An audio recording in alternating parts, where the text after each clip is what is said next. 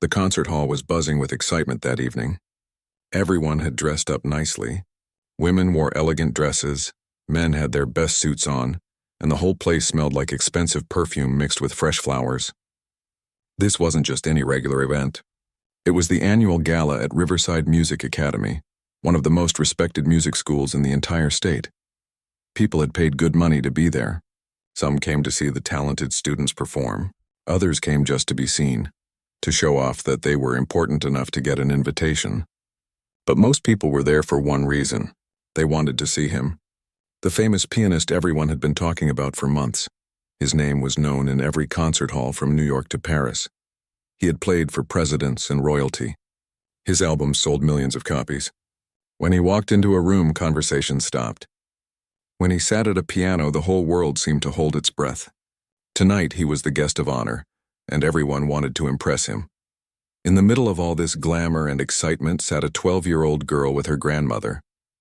The girl wore a simple blue dress that her grandmother had carefully ironed that morning. Her hair was neatly braided. She looked nervous, fidgeting with her hands in her lap. Next to her seat rested a white cane, folded carefully so it wouldn't block the aisle. The girl's name was Lily, and she had been blind since birth. She had never seen a sunset, never watched a bird fly, never looked at her own reflection in a mirror. But she had something else. She had ears that could pick up sounds most people missed. She could hear the difference between happiness and sadness in someone's voice even when they were trying to hide it. And she could understand music in a way that seemed almost magical. Her grandmother, Mrs. Chen, had been raising Lily since she was 3 years old.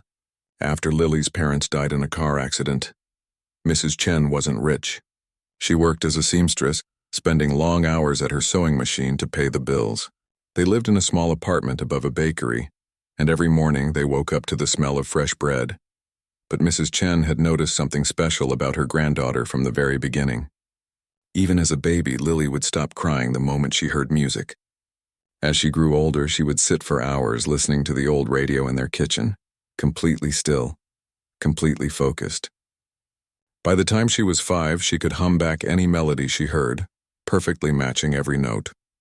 When Lily was 7, their neighbor was moving away and offered them an old, upright piano.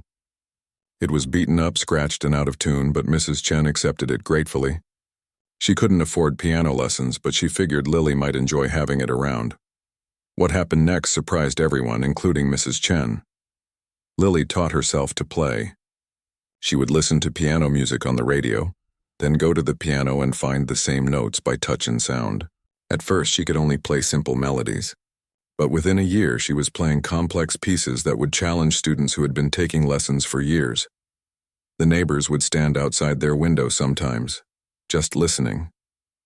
The baker downstairs said it made his morning routine feel special. Even people walking by on the street would stop for a moment, wondering where that beautiful music was coming from. Mrs. Chen knew her granddaughter had a gift. A real, genuine gift that shouldn't be hidden away in a small apartment. So when she heard about the Academy's annual gala and saw that they had an open mic segment where anyone could sign up to perform, she made a decision. She entered Lily's name without telling her. It wasn't until 3 days before the event that Mrs. Chen finally told Lily. The girl's face went pale. Perform in front of all those people? In front of professional musicians? She had never played for anyone except her grandmother and the neighbors who happened to overhear. The thought terrified her, but Mrs. Chen was gentle and encouraging. She held Lily's hands and told her that the world needed to hear what she could do, that hiding her gift would be like keeping a candle under a bucket, that she didn't need to see the audience to touch their hearts with her music. Lily finally agreed, though she barely slept for the next 3 nights. Now here they were, sitting in this fancy concert hall surrounded by people who looked like they belonged there. Lily could hear the confidence in their voices, the way they talked about music using terms she had only heard on the radio. These people had studied at the best schools. They had expensive instruments and private teachers. What was she doing here? The first part of the evening went by in a blur. Student performers came and went. Some were brilliant, some were just okay. The famous pianist sat in the front row, occasionally nodding or whispering comments to the Academy director beside him. Every time he showed even the slightest approval, parents in the audience would beam with pride. Then came the open mic segment. A few brave adults went up. One man played a jazz piece on saxophone. A woman sang an opera aria that made the chandeliers seem to vibrate. The audience clapped politely after each performance. Then the announcer called Lily's name. Mrs. Chen squeezed her granddaughter's hand. Lily stood up, unfolded her white cane, and a volunteer came to guide her to the stage. The walk felt like it took forever. She could feel hundreds of eyes on her. She could hear the whispers starting. That's when it happened. The famous pianist, the man everyone had come to see, let out a sound. It wasn't quite a laugh, but it was close, a scoff, a dismissive sound that cut through the air like a knife. He didn't even try to be quiet about it. He leaned toward the academy director and spoke in a voice that carried to at least the first 10 rows. His words were clear, deliberate, and cruel. This is a serious musical institution, not a charity showcase. We're wasting everyone's time here. The room went dead silent. You could have heard a pin drop. Lily stopped walking. She was halfway to the piano, frozen in place, her hand gripping the volunteer's arm. Her face turned bright red. She knew everyone had heard it. Everyone knew he was talking about her. Mrs. Chen stood up from her seat, ready to march down there and take her granddaughter home. Ready to tell that famous pianist exactly what she thought of him. Consequences be damned. Nobody talked about her Lily like that. But then something unexpected happened. Lily took a breath. A deep, steadying breath. She let go of the volunteer's arm and walked the rest of the way to the piano bench on her own, using her cane to guide her. Her hands were shaking as she reached out and found the piano. She could feel the smooth keys under her fingertips. The audience waited. Some people looked uncomfortable. Others looked curious. The famous pianist sat back in his chair with his arms crossed, that same dismissive expression on his face. Lily sat down at the bench. She adjusted her position, feeling for the right distance from the keys, and then, without saying a word, without introducing what she was about to play, she placed her fingers on the piano. The room held its breath. She had heard every word he said, every cruel, dismissive word, and now she was going to show him exactly what a waste of time looked like. The first notes that came from the piano were so soft, you had to lean forward to hear them, gentle, delicate, like someone whispering a secret. But there was something about those notes that made every single person in that concert hall stop whatever they were doing and listen. Lily had chosen to play Chopin's Ballade No. 1. If you know anything about piano music, you know that's not an easy choice. Professional pianists spend years mastering that piece. It's long, complicated, and full of parts that can trip up even the most experienced players. It requires not just technical skill but emotional depth. It tells a story, and if you can't feel that story, you can't play it right. The famous pianist uncrossed his arms. He sat up a little straighter. That smug look on his face started to fade, replaced by something else. Confusion, maybe. Or the beginning of surprise. Because what Lily was doing at that piano wasn't just playing notes.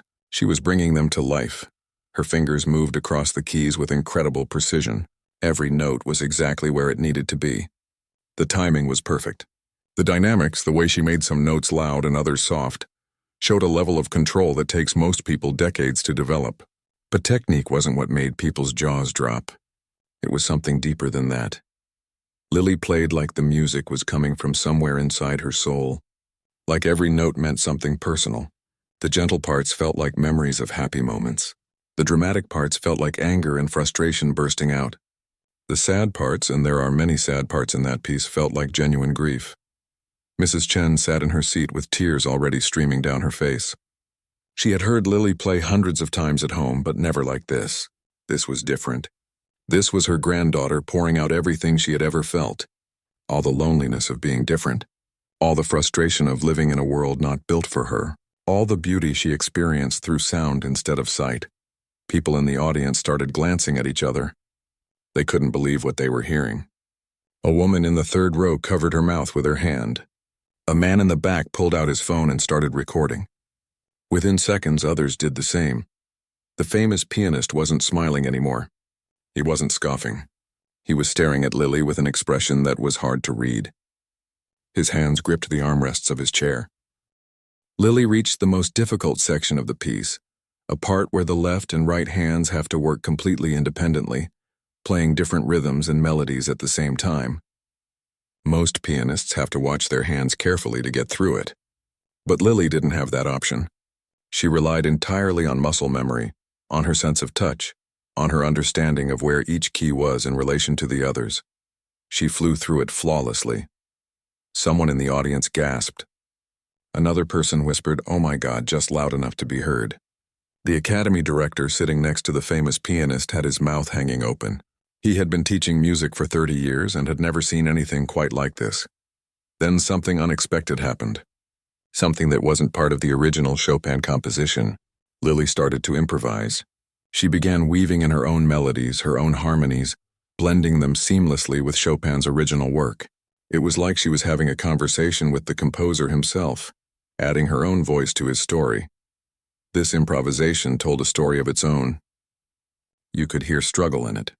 You could hear moments of doubt and fear, but you could also hear determination, strength, hope. It was like Lily was playing her own life story, showing everyone in that room what it meant to face a world that constantly underestimated her. The famous pianist's expression changed completely. The arrogance was gone. The dismissiveness had vanished. Now he looked shocked, almost disturbed. His face had gone pale. His hands were trembling slightly, because he recognized something in Lily's playing that he had lost somewhere along his own journey. Something he had forgotten in all his years of performing in fancy concert halls and collecting awards and being praised by critics. She had something he no longer possessed. She had pure, honest emotion. She wasn't playing to impress anyone. She wasn't thinking about technique or showing off. She was just expressing what was in her heart, and that authenticity was more powerful than any amount of technical perfection. The improvisation grew more intense. Lily's hands moved faster, the music swelling to fill every corner of the massive concert hall. Her whole body swayed with the rhythm. You could see the music moving through her, like she and the piano had become one thing. People weren't just watching anymore. They were experiencing something. Several people were crying openly now. Others sat frozen, afraid to move or breathe, not wanting to break the spell. The volunteer who had guided Lily to the stage stood off to the side with her hand over her heart, tears running down her cheeks. Mrs. Chen watched her granddaughter and thought back to all those mornings in their tiny apartment.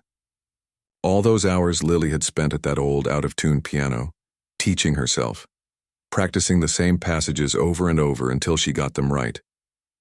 No teacher, no formal training, just pure love of music and a determination to master it despite every obstacle in her way. The music built to its climax. Lily's fingers were practically flying across the keys now. The sound was enormous, powerful, filling every inch of space in that hall. It was the kind of moment that gives you goosebumps, that makes your heart beat faster. And then gradually she brought it back down. The music became softer again, gentler, like a storm passing and leaving behind calm skies. The final notes were so delicate, so perfect, they seemed to hang in the air for a moment before fading away. Lily's hands came to rest on her lap. She sat perfectly still, her chest rising and falling as she caught her breath. For what felt like forever, nobody moved. Nobody made a sound. The silence was so complete it was almost uncomfortable. You could hear the air conditioning humming. You could hear someone's phone buzzing on silent in their pocket. Then, from somewhere in the back of the hall, one person started clapping. Just one, then another joined in. Then another. Within seconds, the entire audience was on their feet. The applause was thunderous. People weren't just clapping politely like they had for the other performers. They were clapping with everything they had, many of them still crying, some shouting, "Bravo!" Mrs. Chen was sobbing now, proud and relieved and overwhelmed all at once. She clapped until her hands hurt, watching as the audience gave her granddaughter a standing ovation that went on and on. The academy director stood up, wiping his eyes with a handkerchief. The students who had performed earlier looked stunned, knowing they had just witnessed something they would talk about for the rest of their lives. But the famous pianist didn't stand up. He remained in his seat, hunched forward now with his face buried in his hands. His shoulders were shaking. The woman sitting next to him reached over to touch his arm, concerned, but he pulled away. Without warning, he stood up abruptly and walked out of the hall, moving quickly toward the exit. People noticed. Whispers started spreading through the crowd. But most kept applauding, focused on Lily, who sat at the piano bench looking small and overwhelmed, not fully understanding what she had just done to an entire room full of people. The volunteer rushed over to help her off the stage. As Lily stood and picked up her cane, the applause somehow got even louder. Mrs. Chen made her way down the aisle, and when she reached her granddaughter, she wrapped her in the tightest hug imaginable. Neither of them had any idea that someone in the audience had live-streamed the entire performance, or that the video was already being shared across social media, or that by morning, millions of people around the world would be watching Lily play, many of them in tears, just like the people in that concert hall. The girl who had been called a waste of time had just delivered one of the most unforgettable performances anyone in that room had ever witnessed. Lily didn't sleep much that night. She kept replaying everything in her mind. The way the audience had applauded, the way her grandmother had hugged her so tight she could barely breathe. But mostly she kept thinking about those cruel words the famous pianist had said before she played. They still stung even after everything that happened. Mrs. Chen had made Lily her favorite tea, and they sat together in their small kitchen, just the two of them, talking quietly about the evening. Neither of them checked their phones much. Mrs. Chen had an old flip phone that she mainly used for calls, and Lily, well, phones weren't exactly designed with blind users in mind back then, so they had no idea what was happening online. The video had started spreading around 11 that night. The man who originally filmed it posted it with a simple caption: "Blind girl plays piano after being insulted by famous pianist. What happens next will leave you speechless." Within an hour, it had 1,000 views. By midnight, 10,000. By 3 in the morning, it had crossed 100,000. People were sharing it on every platform imaginable. They were sending it to their friends, their family members, their coworkers. By the time the sun came up, the video had been viewed over 50 million times. Comments were flooding in faster than anyone could read them. People from every corner of the world were watching Lily play, and they were having the same reaction as the people in that concert hall. They were moved. They were inspired. Many of them were crying. A famous violinist from Germany commented, "In my 40 years of performing, I have never heard anything so pure. This child understands music in a way most of us spend our whole lives trying to achieve." A conductor from Japan wrote, "I have worked with the greatest orchestras in the world. This is the most emotionally powerful performance I have ever witnessed." A piano teacher from Brazil said, "I'm showing this to all my students. This is what music is supposed to be. Not perfection, truth." But there were other types of comments too, angry ones. People were furious about what the famous pianist had said to Lily. They were calling him out by name, criticizing him, saying he should apologize. Some people were even calling for him to be boycotted, for concert halls to stop booking him. News outlets picked up the story fast. By morning, it was everywhere. Blind 12-year-old stuns concert hall after being mocked. Girl proves famous pianist wrong with breathtaking performance. This piano performance has the whole world in tears. Mrs. Chen's phone started ringing. At 7 in the morning, she answered groggily, expecting maybe a wrong number. It was the academy director. He was speaking so fast she could barely understand him. Something about the video. Something about it going viral.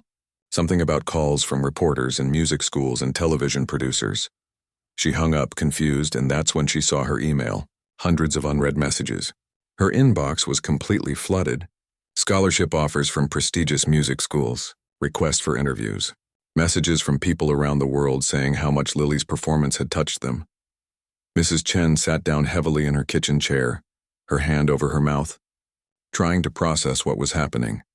Lily was still asleep.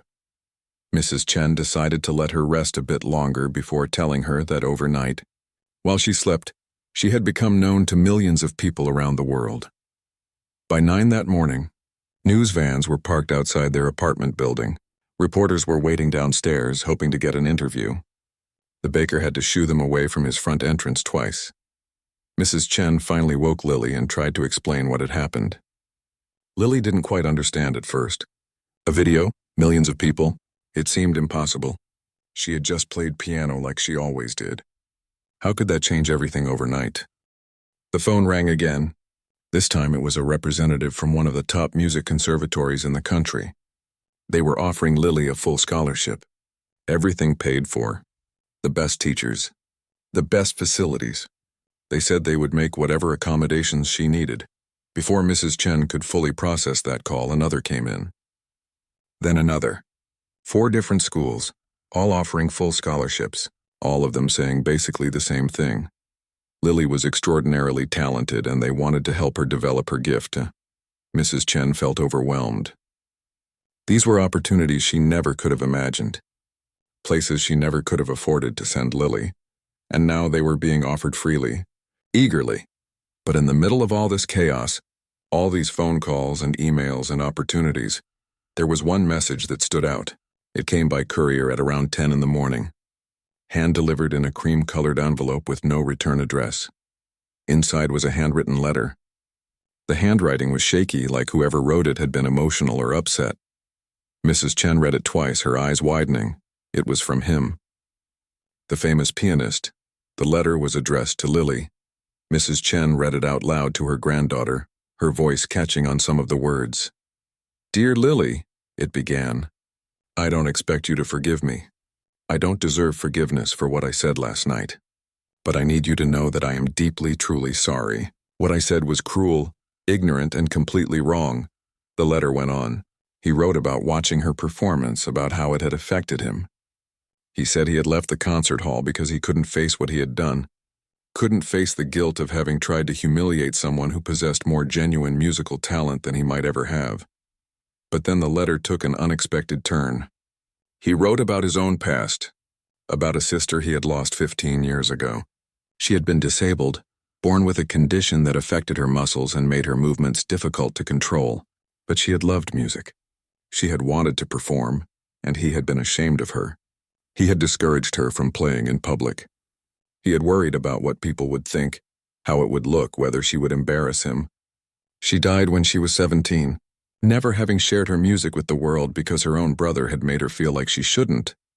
"When I saw you walk onto that stage," the letter continued, "I saw her, and instead of being reminded of what I had lost, instead of feeling grateful for the second chance to witness courage and talent, I responded with the same ugliness that I showed my sister. I tried to silence you the way I silenced her.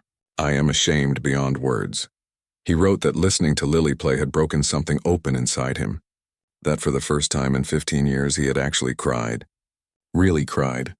Not polite tears at a sad movie, but deep, painful sobs for everything he had lost and everything he had done wrong. "You played with something I lost years ago," he wrote. "Honesty, truth. You weren't trying to impress anyone or prove anything. You were just being yourself, sharing what you feel. That's what music is supposed to be, and I had forgotten that completely." The letter ended with a request. He wanted to meet with Lily in person, just the two of them. He wanted to apologize face to face. He said he would understand if she refused, but he hoped she would give him the chance to say these things to her directly. At the bottom, he had written his personal phone number. Mrs. Chen finished reading and looked at her granddaughter. Lily sat quietly, her hands folded in her lap, processing everything she had just heard. "What do you want to do?" Mrs. Chen asked gently. Lily was quiet for a long moment. She thought about those words he had said. "We're wasting everyone's time." She thought about how they had made her feel, small, worthless, like she didn't belong. But she also thought about the letter, about his sister, about the pain in those words, about someone carrying guilt for 15 years. "I'll meet with him," Lily said finally. "But I want you there too, Grandma. Outside the room, I mean. Close enough that I know you're there." Mrs. Chen squeezed her hand. "Of course, sweetheart. Of course." She called the number at the bottom of the letter. The famous pianist answered on the first ring like he had been holding the phone, waiting. His voice sounded different than it had at the concert, quieter, humbler. They arranged to meet at the academy the next day in one of the small practice rooms. Just Lily and him. A conversation that needed to happen. Outside, reporters were still waiting. Inside, Lily's phone was still buzzing with messages and notifications she couldn't read. The whole world wanted a piece of her story, but Lily was thinking about something else entirely. She was thinking about what it means to forgive someone, whether some mistakes are too big. Whether people can really change, she didn't know the answers yet. But tomorrow she would find out. The practice room was small and quiet. Just a piano, 2 chairs, and a window that let in the afternoon sunlight. Mrs. Chen sat on a bench in the hallway outside, close enough to hear if Lily needed her, far enough to give them privacy. Lily heard him enter before he said anything. His footsteps were hesitant, not confident like they had been at the concert. He closed the door softly behind him. "Thank you for coming," he said. His voice was different than she remembered. Softer, almost fragile. "Thank you for giving me this chance." Lily nodded but didn't say anything yet. She had her white cane resting against her chair, her hands folded in her lap. She looked calm on the outside, but inside her heart was beating fast. He sat down in the other chair. She could hear him take a deep breath like he was gathering courage. "I've been practicing what I wanted to say to you," he began. "I've rewritten it in my head 100 times. But now that I'm here, all those carefully chosen words feel wrong, so I'm just going to tell you the truth." He paused. Lily waited. "I've spent 30 years building my career," he continued. 30 years of practice, performances, awards, recognition. I've played in the greatest concert halls in the world. I've been praised by critics and other musicians. I've made more money than I ever thought possible. And somewhere along the way I forgot what any of it was actually for. Lily tilted her head slightly, listening. "Music became about perfection for me," he said.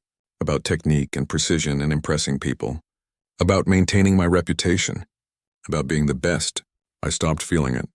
I just performed it. Like a machine. Going through the motions, hitting all the right notes, but not actually connecting to anything real." His voice cracked a little. "When I saw you walking to that stage with your cane, I saw my sister. Her name was Catherine. She had a condition called cerebral palsy. It affected her muscles, made her movements jerky and unpredictable. But she loved music more than anything in the world. She wanted to play violin." Lily heard him shift in his chair like the memory was physically uncomfortable. "I was 18 when she was 12. The same age you are now. She wanted to perform at her school's talent show, and my parents thought it was a wonderful idea. But I told her she shouldn't. I said people would laugh at her. I said it would be embarrassing. I made her feel like her disability meant she had no right to share what she loved." The silence that followed was heavy. "She listened to me," he said quietly. "She trusted her big brother. So she didn't perform. She practiced in her room with the door closed so nobody would hear. She never played for anyone except our parents. And then when she was 17, she got sick. Something her doctor said was related to her condition. She died 3 weeks later." Lily heard him take a shaky breath. She realized he was crying. "I never apologized to her," he said. "I never told her I was wrong. I never got to hear her play in front of people the way she deserved to. I took that from her because I was more worried about what people would think than about her happiness. I've carried that guilt every single day for 15 years. He was quiet for a moment, composing himself. "And then I saw you, brave enough to walk onto that stage despite everything. And instead of feeling grateful to witness that courage, instead of being reminded of what I should have encouraged in my sister, I responded with the same ugliness and prejudice. I tried to shame you the way I shamed her, and I have no excuse for that. None." Lily sat very still, taking in everything he was saying. She thought about his sister, Catherine, practicing violin alone in her room. She thought about how different her own life might have been if her grandmother had been like him, if Mrs. Chen had told her to hide her music instead of encouraging her to share it. "When you started playing," he continued, "I realized within seconds that I had made a terrible mistake. But it was more than that. You played with something I haven't felt in years, maybe decades. You played with your whole heart. Every note meant something. You weren't performing for applause or recognition. You were just being honest, being yourself. And it was the most beautiful thing I've heard in my entire career." He laughed bitterly. "I've performed for kings and presidents. I've played at venues people dream about. And a 12-year-old girl who taught herself piano showed me that I've been doing it wrong all along. You reminded me what music is actually supposed to be." Lily finally spoke. Her voice was quiet but clear. "It hurt," she said. "What you said before I played? It really hurt, I know," he said immediately. "I know it did. And I'm so sorry." "I almost didn't play," Lily continued. "I almost just walked off that stage and went home. My grandma was ready to take me home. I wouldn't have blamed you if you had." Lily was quiet for a moment, thinking, "Can I ask you something?" "Anything. If you could go back and talk to your sister now, what would you say to her?" He didn't answer right away. When he finally spoke, his voice was thick with emotion. "I would tell her that she was brave, that she was talented, that her disability didn't make her less than anyone else, that she had every right to share her gift with the world, that I was wrong and I was a coward and I'm sorry I made her feel like she needed to hide. Lily nodded slowly. Then maybe that's what you should remember. Maybe that's why this happened. Not just to hurt me, but to remind you of all those things. He was silent, and Lily got the sense that he was surprised by what she had said. My grandma tells me that sometimes people need to see the same lesson twice, Lily continued. Maybe you needed to see it again so you could finally learn it, so you could finally forgive yourself. I don't know if I can forgive myself, he said quietly. Maybe not, Lily said, but you can do better. You can be the person your sister needed you to be. Just for other people instead.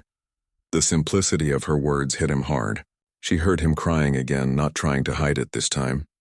They sat in silence for a while. Not an uncomfortable silence, but something gentler, like something between them was settling. Finally, he spoke again. I want to help you, he said. Not because I think you need fixing or teaching. You're already extraordinary. But because I have connections, resources, opportunities, I can open doors that might otherwise be closed to you. I can make sure the music world sees what I saw, what everyone in that concert hall saw, what millions of people online saw. Lily considered this. Why would you do that? Because it's what I should have done for Catherine, he said simply. And because you deserve it. Because talent like yours shouldn't be limited by anything, including people's narrow-minded ideas about what a musician should look like. I don't want people to think I'm special just because I'm blind, Lily said carefully. I want them to listen to the music, not feel sorry for me. They won't, he said firmly. Anyone who heard you play knows you're not asking for sympathy. You're demanding respect, and you deserve it. Lily felt something shift inside her. The hurt from his original words was still there, but it felt smaller now, less sharp. What he had said to her before she played would probably always sting a little bit, but she understood now where it came from. She understood the pain he carried. Okay, she said finally. You can help. But not just me. There are other kids like me, other people who love music but can't afford lessons or instruments or opportunities. If you really want to make up for what you did, help them too. He laughed, but it was a good laugh this time. A surprised, impressed laugh. You're wise beyond your years, you know that? Lily smiled a little. My grandma says I'm an old soul. Your grandmother is a smart woman, she is. They talked for another hour. About music, about his career, about Lily's plans.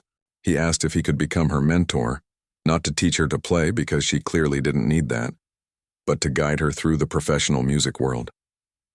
To introduce her to the right people, to make sure she had opportunities. Lily agreed, with the condition that he would also help other young musicians who faced barriers. He promised he would. More than that, he said he would start a foundation, something to provide instruments, lessons, and performance opportunities for kids who needed them. When they finally stood to leave, he did something Lily didn't expect. He asked if he could hug her. She said yes. It was brief and a little awkward, but genuine. As Lily left the room with her grandmother, she heard him sit back down at the piano in the practice room. And then she heard him play. Really play, not with perfect technique or impressive speed, but with feeling, with truth. Mrs. Chen squeezed Lily's hand as they walked down the hallway. You did a good thing in there, she whispered. I think we both did, Lily replied. Behind them, the music continued. It sounded different than anything he had played in years. It sounded honest. It sounded like healing. It sounded like a new beginning. 3 months after that meeting in the practice room, something remarkable happened. The famous pianist kept his promise. He didn't just say nice words and disappear. He actually followed through. He started by creating the Catherine Foundation named after his sister. It was funded entirely from his own concert earnings, and its mission was simple: to provide instruments, lessons, and performance opportunities to young musicians who faced barriers. Kids with disabilities, kids from families who couldn't afford lessons, kids who loved music but had been told they didn't belong. The foundation's first recipient was Lily. She received a beautiful grand piano for her apartment, specially modified with tactile markers to help her navigate the keys even more easily. But more importantly, he became her mentor, just as he had promised. He didn't try to change how she played. He knew better than that. Instead, he taught her about the music industry. How to handle the pressure of performances. How to deal with people who would want to use her story for their own benefit. How to stay true to herself even when fame started changing everything around her.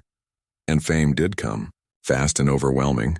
Lily accepted the full scholarship to Riverside Music Academy. It was close to home, so she could still live with her grandmother. The academy made accommodations for her, providing materials in Braille and assigning her a support aide who could help her navigate the campus. But what surprised everyone was how little help Lily actually needed. She learned the layout of the building within a week. She memorized where everything was. And in classes, she often understood musical concepts faster than students who could see the sheet music. Her teachers were amazed. One of them, an elderly professor who had taught at the academy for 40 years, told Mrs. Chen, "Your granddaughter doesn't just hear music. She understands it on a level most people never reach. It's like she speaks a language the rest of us are still learning." The famous pianist made sure Lily performed regularly, not as a curiosity or inspiration story, but as a serious artist. He opened doors to concert halls that would have normally been closed to a 13-year-old, no matter how talented. Her first major performance was at the city's main concert hall. 2,000 seats, all sold out. People came from surrounding states just to hear her play. The pressure was enormous. This wasn't a small academy gala anymore. This was the real thing. Backstage, right before she went on, Lily started to panic. Her hands were shaking. She couldn't breathe properly. Mrs. Chen held her, trying to calm her down, but nothing was working. That's when he showed up, the famous pianist. He knelt down in front of Lily and took her trembling hands in his. "Do you know what you taught me?" he asked quietly. "You taught me that music isn't about the audience. It's not about the venue or the reviews or the applause. It's about truth. It's about sharing what's in your heart. That's what you did that night at the academy. You weren't performing for us. You were just being honest." He squeezed her hands gently. "There are 2,000 people out there, and every single one of them already loves you. They're not here to judge you.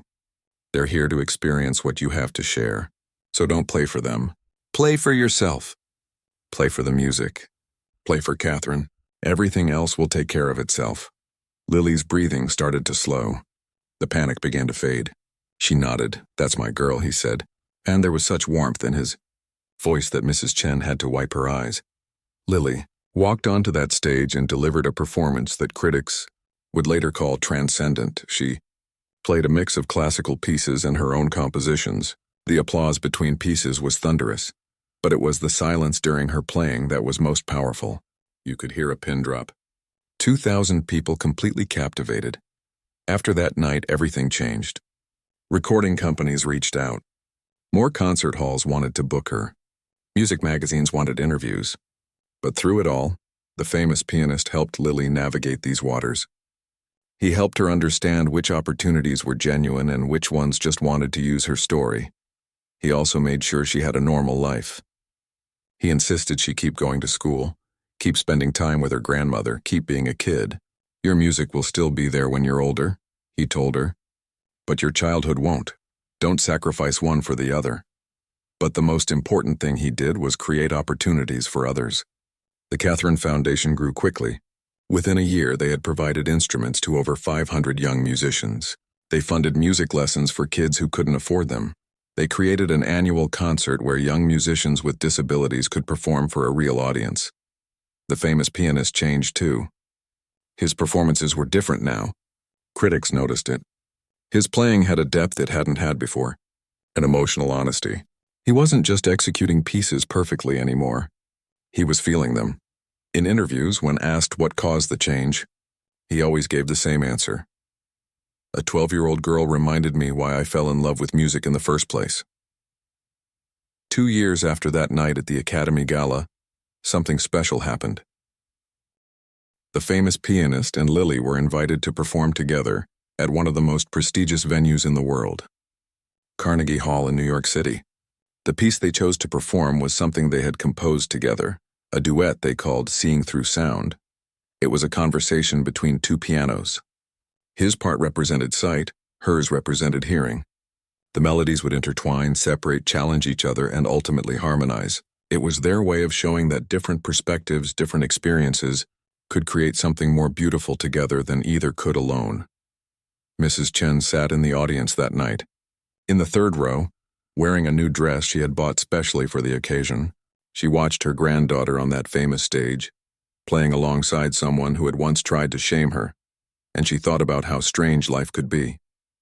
How something so hurtful could transform into something so beautiful. The performance was magical. You could feel the respect between the two performers, the way they listened to each other, the way they made space for each other's voices. It wasn't about competition or showing off. It was about collaboration, about creating something meaningful together. When the final notes faded, the audience stood immediately. The ovation lasted nearly 10 minutes. People were crying. Critics would later call it one of the most moving performances Carnegie Hall had ever hosted. Backstage afterward, Lily and her mentor stood together, both of them overwhelmed by what they had just experienced. "Thank you," he said to her, "for giving me a second chance, for teaching me what I should have learned years ago, for helping me become the person Catherine needed me to be." Lily smiled. "You know what I think?" she said. "I think Catherine sent me to that concert hall that night. I think she wanted you to finally learn the lesson. Maybe she's been waiting 15 years for you to understand." He was quiet for a moment, and then he laughed softly. "You know what? I think you might be right." The story of Lily and the famous pianist spread far beyond just music circles. It became a story people told when they talked about forgiveness, second chances, and the power of choosing growth over pride. Schools showed the original video to students when discussing empathy and courage. The Catherine Foundation became one of the most respected music education charities in the country. But perhaps the most important impact was the quieter one. All over the world, young people with disabilities who loved music saw Lily's story and thought, "Maybe I can do that too. Maybe I belong on that stage." Parents who had been hesitant about their children pursuing music changed their minds. Teachers became more open to students who learned differently. Lily continued to perform, continued to grow as an artist. She recorded albums that won awards. She performed in concert halls across the globe. But she never forgot where she came from. She still lived with her grandmother in that small apartment above the bakery. She still practiced on that first piano the famous pianist had given her. And every time she performed, somewhere in the audience or watching from backstage, was her mentor, the man who had once tried to silence her, but who now made it his mission to amplify her voice and the voices of others like her. Years later, in an interview, someone asked Lily if she had ever regretted forgiving him, if she ever wished she had just walked away that day in the practice room. She thought about it for a moment, then shook her head. "Forgiveness isn't about forgetting what someone did," she said. "It's about giving them the chance to become who they should have been all along." He needed that chance. And honestly, so did I. I needed to see that people can change, that mistakes don't have to define us forever. She smiled. Besides, if I hadn't forgiven him, the Catherine Foundation wouldn't exist. Hundreds of kids wouldn't have instruments or lessons. They wouldn't have someone believing in them. So really, forgiving him wasn't just about him and me. It was about all the people who needed what we could create together. The interviewer noted that for someone so young, Lily seemed remarkably wise. Lily just laughed. "My grandma says I'm an old soul, but really I just listen. And when you really listen, you hear more than just music. You hear people's hearts. You hear what they're trying to say even when they can't find the words. Music taught me that." The video of that original performance at the Academy Gala is still online. It's been viewed over 200 million times now. People still watch it, still cry, still share it when they need to be reminded that courage matters, that authenticity is powerful, that one moment of bravery can change everything. And in the comments, among all the praise for Lily's playing, there's one that appears frequently, written by people who understand the deeper story. She didn't just play the piano that night. She played everyone's heartstrings. And in doing so, she reminded us all what it means to be human.